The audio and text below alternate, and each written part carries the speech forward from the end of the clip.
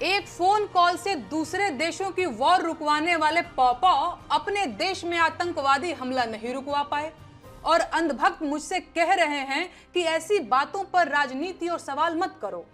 नेहा सिंह राठौर को ये सवाल करना बहुत भारी पड़ गया। लोक गायिका के खिलाफ यूपी के लखनऊ में एफआईआर दर्ज हो गई है। दरअसल जम्मू कश्मीर के पहलगाम में हुए आतंकी हमले के बाद नेहा सिंह राठौर ने मोदी सरकार पर सवाल उठाए थे।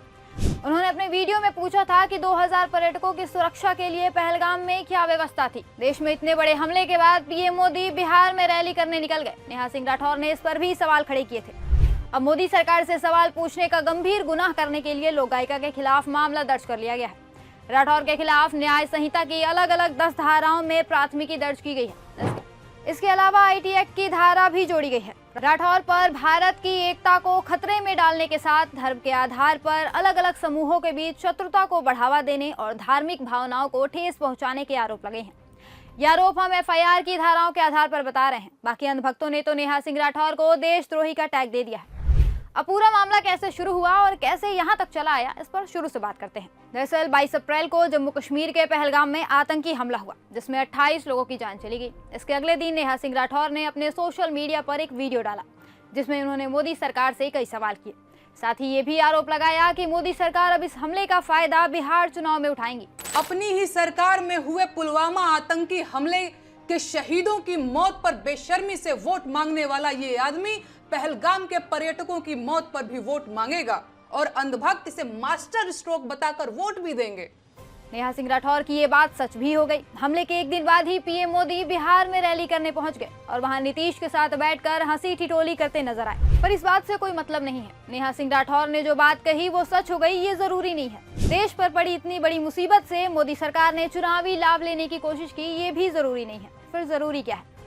जरूरी है हर उस आवाज को दबा देना जो मोदी सरकार से सवाल करने की हिम्मत करता है। जरूरी है हर उस भारतीय को देशद्रोही करार दे देना जो मोदी सरकार की पवित्र मंशा पर सवाल उठा रहा है। नेहा के साथ भी यही हुआ। नेहा सिंह राठौर का ये वीडियो पाकिस्तान में शेयर किया जाने लगा। पाकिस्तानी मीडिया में ये वीडियो चलने लगी। कहा गया कि ये लड़की भारत की मोदी सरकार की पोल खोल रही है। यहाँ ध्यान देने वाली बात यह भी है कि पाकिस्तानी मीडिया में केवल नेहा सिंह राठौर के वीडियो ही नहीं शेयर किए गए, वहां ऐसे कई हिंदुस्तानी लोगों के वीडियो शेयर किए गए जो इस हमले को लेकर मोदी सरकार से सवाल कर रहे थे। लेकिन अंधभक्तों के निशाने पर आई नेहा सिंह राठौर। उन्हें देशद्रोही का टैग दे दिया गया, जमकर गालियां दी गई और अब आखिरकार एफआईआर भी दर्ज कर ली गई है। हालांकि राठौर ने भी हार नहीं माना। एफआईआर के बाद नेहा ने प्रतिक्रिया दी है। उन्होंने कहा कि अगर सत्ता से सवाल पूछना बगावत है तो हाँ, मैं बागी हूँ। वहीं एफआईआर पर राठौर ने कहा कि मेरे ऊपर एफआईआर हो गई है, होनी भी चाहिए। एक मामूली लड़की इतने बड़े लोकतंत्र में सवाल कैसे पूछ सकती है?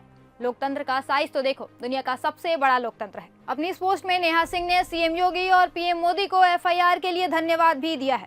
नेहा ने ये भी कहा कि मोदी जी से सवाल पूछना देशद्रोह नहीं है। मोदी जी देश के प्रधानमंत्री हैं, देश नहीं। तक मोदी जी देश के प्रधानमंत्री रहेंगे, मैं तब तक उनसे सवाल पूछती रहूंगी और उनकी आलोचना करती रहूंगी। नेहा सिंह राठौर ने साफ कर दिया कि वो अंधभक्तों की गालियों से पीछे नहीं हटने वाली हैं। वो सवाल करती रहेंगी। वैसे कायदे से देखा जाए तो ये काम देश की मीडिया का है, लेकिन वो सवाल करने के बजाय गुणगान करने में मस्त है। ऐसे में मजबूरी में नेहा सिंह राठौर जैसे कवियों को मीडिया का काम करना पड़ रहा है। अब देखना होगा कि अंधभक्त अपने पापा को सवालों से बचाने के लिए कहां तक गिरते हैं।